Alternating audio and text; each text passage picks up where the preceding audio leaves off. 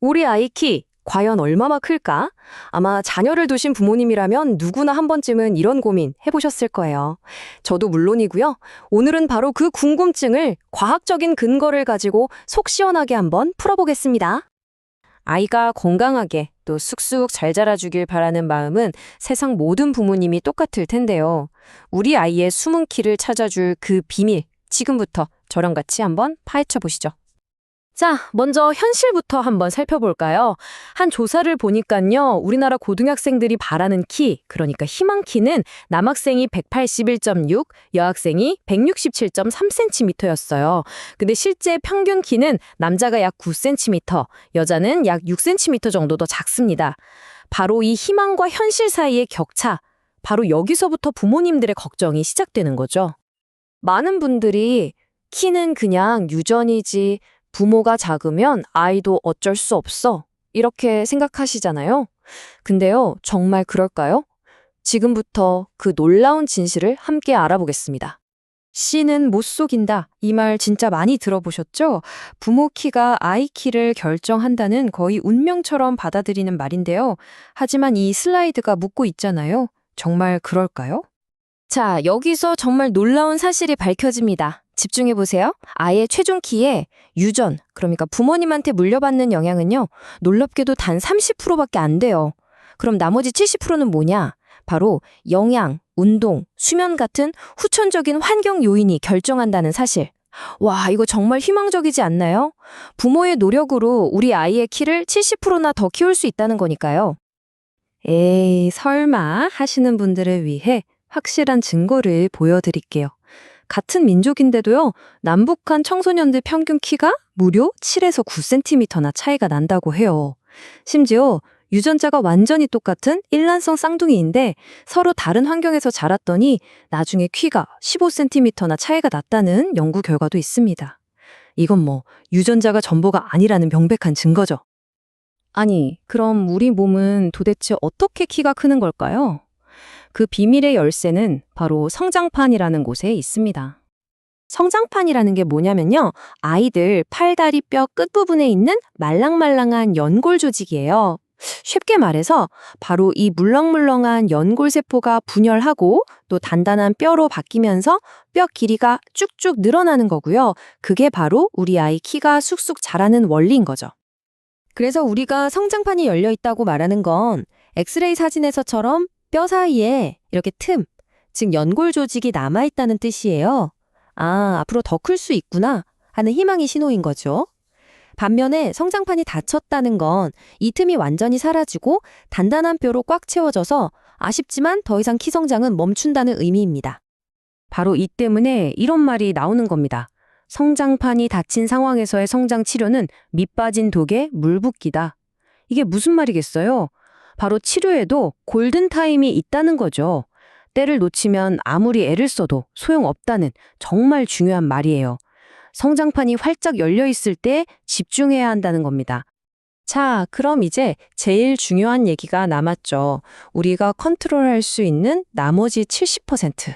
이 환경 요인들을 어떻게 관리해야 우리 아이 키를 쑥쑥 키울 수 있을까요?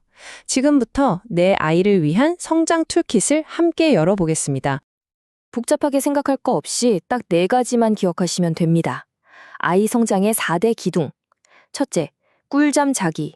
둘째, 골고루 잘 먹기. 셋째, 신나게 운동하기. 그리고 마지막으로 스트레스와 건강 관리. 이 4가지가 서로 톱니바퀴처럼 맞물려서 돌아갈 때 엄청난 시너지를 내는 거죠. 그럼 하나씩 자세히 뜯어볼까요? 첫 번째는 잠입니다. 잠만 잘 자도 키 큰다는 말, 이거 그냥 하는 말이 아니라 완전 과학적인 팩트예요. 성장 호르몬의 60에서 80%가 바로 잠잘 때 나오거든요. 특히 밤 10시에서 새벽 2시 사이, 이때 깊은 잠에 빠졌을 때 성장 호르몬이 말 그대로 폭발적으로 분비됩니다.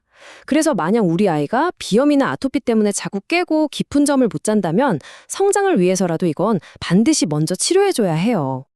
두 번째는 영양이죠. 원칙은 아주 간단합니다. 저지방, 고단백, 고칼슘. 좋은 건 더하고 나쁜 건 빼는 거죠.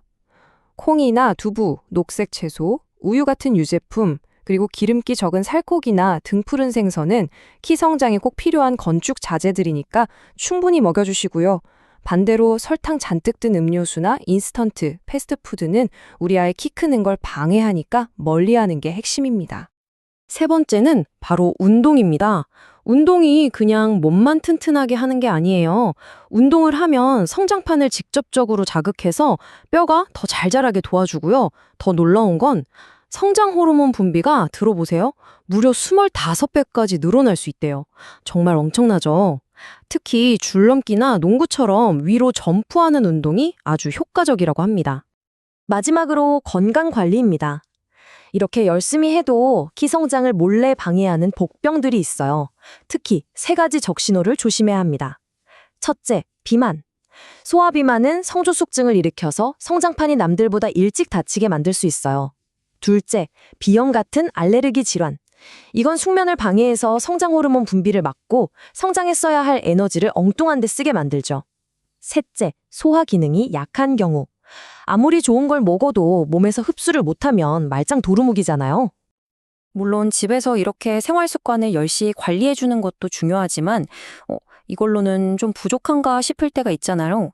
그럴 땐 전문가의 도움이 필요한데 이때도 가장 중요한 건 바로 타이밍입니다. 쇠는 뜨거울 때 두드려라는 옛말이 있죠. 성장 치료가 정말 이 말에 딱 들어맞는 경우예요. 아이 키가 1년에 8에서 10cm씩 폭발적으로 크는 성장 급진기, 바로 그 골든타임을 놓치면 안 되거든요. 그렇다면 대체 언제가 성장 치료를 고려해봐야 할 최적의 시기, 바로 그 골든타임일까요? 전문가들이 말하는 이럴 땐 꼭 상담 받아보세요 하는 체크리스트가 있어요. 한번 우리 아이는 어떤지 잘 들어보세요. 첫째, 아이 키가 같은 나이 또래 100명 중에 1, 2, 3등, 즉 하위 3% 안에 들 때. 둘째, 1년에 키가 4cm도 채 자라지 않을 때. 셋째, 뼈 나이를 검사해 봤는데 실제 나이보다 2살 이상 어리게 나올 때. 그리고 마지막으로 여자아이는 만 8세, 남자아이는 만 9세 이전에 2차 성징이 나타나는 성조숙증이 의심될 때, 이 중 하나라도 해당된다면 상담을 받아보는 게 좋습니다. 한의학 쪽에서는 조금 다른 관점에서 접근하기도 하는데요. 아이의 체질이나 약한 부분을 찾아서 몸 전체의 균형을 맞춰주는 방식으로 성장을 돕는 거죠. 예를 들면 소화 기능을 좋게 하거나 뼈를 튼튼하게 하는 아이 맞춤 한약을 처방하기도 하고요. 또 틀어진 자세를 바로잡아서 기혈 순환을 돕는 추나요법, 그리고 성장판 주변 혈자리를 자극해서 성장을 촉진하는 침치료 같은 방법들이 있습니다. 결국 오늘 이야기의 결론은 이겁니다. 아이의 키는 단순히 유전자가 정해준 숫자가 아니라는 거예요. 우리 아이가 지금 얼마나 건강하게 잘 크고 있는지를 보여주는 아주 중요한 건강 신호등 같은 거죠. 아이의 키를 키우기 위한 노력은 결국 우리 아이의 평생 건강을 지켜주는 것과 같습니다. 오늘 우리 아이의 건강 신호등은 어떤 색깔인가요? 한번 확인해 보시면 좋겠습니다.